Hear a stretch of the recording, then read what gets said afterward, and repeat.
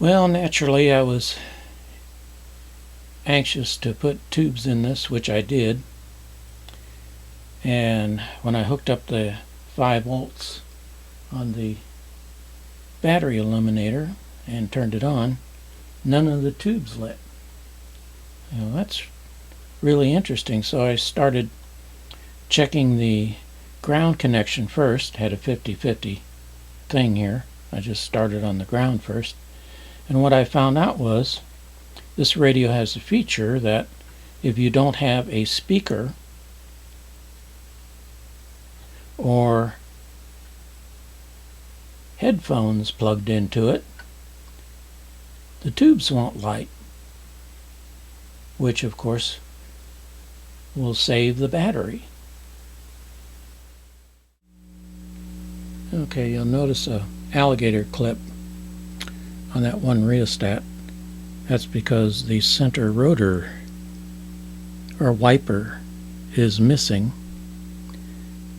and since I'm using a battery illuminator, I don't really care.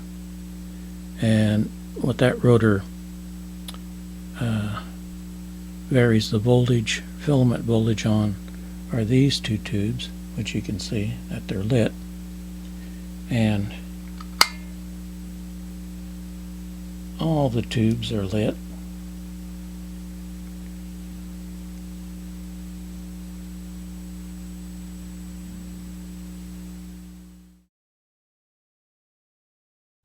Okay, what I've done so far, besides doing a lot of cleaning, is I did replace this audio transformer with another Stromberg, and I've tested all the coils and all the connections, and they seem to be okay.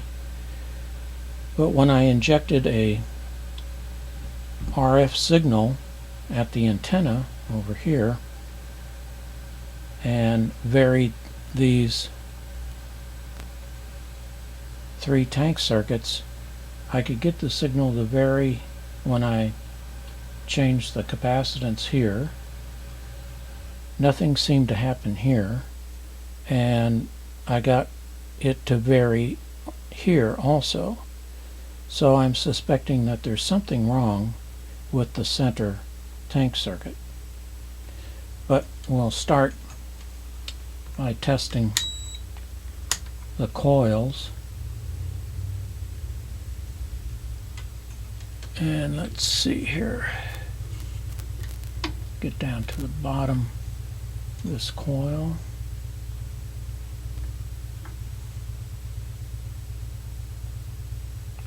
That one seems to be good.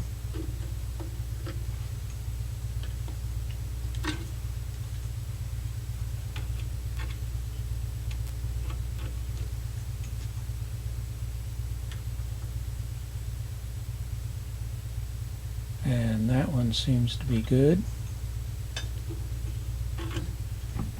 And now let's see what we can get down to this last one here.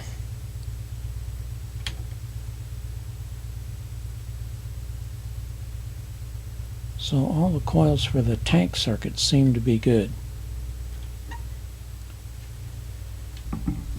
Okay. And the next thing I did was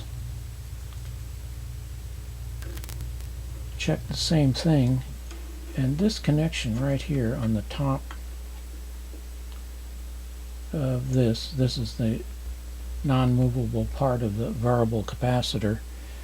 That connection at the top here is the same as the bottom. You can see that that's okay. And we can see the connection of the coil on the bottom, and this one seems to be wide open. We need to check the last one.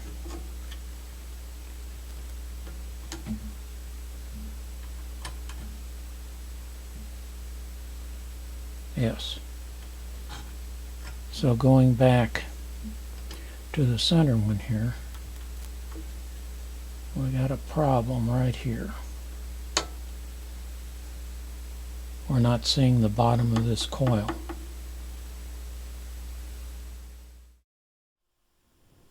Okay, this is a diagram of what I tested in the radio, the 3 tank circuits. And I started on the right tank circuit, and it tested good. The coil tested good. And the center one, it also tested good. And the one all the way to the left tested good. Then I decided to check between the top of the coil and the stationary part of the variable capacitor, which should be connected to the bottom of the coil. And the first one showed continuity. The center one did not. And I continued on and checked the one to the left, and it showed good also.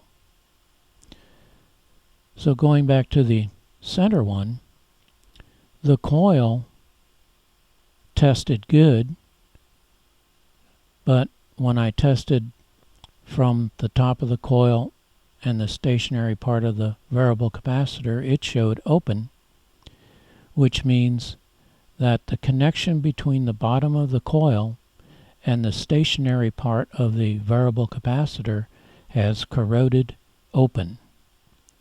And I need to figure out a way to fix that.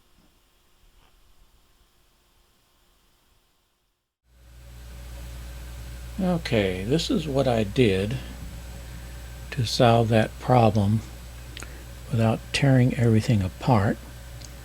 You can see I put a jumper on the top, and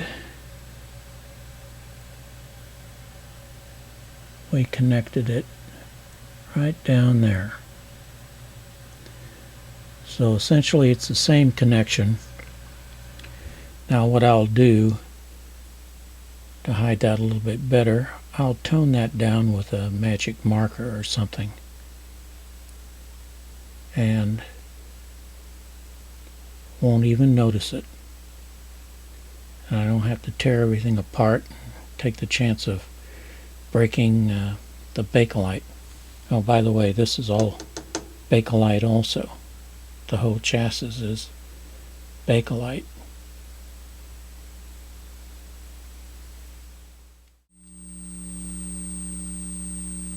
Okay, with the replaced audio transformer and this fix here, tune this in. I work with small businesses, and she has been trying through North Carolina Employment Commission to get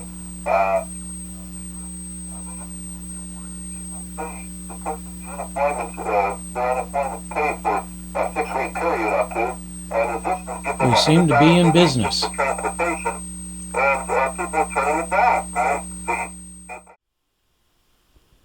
Thanks for watching.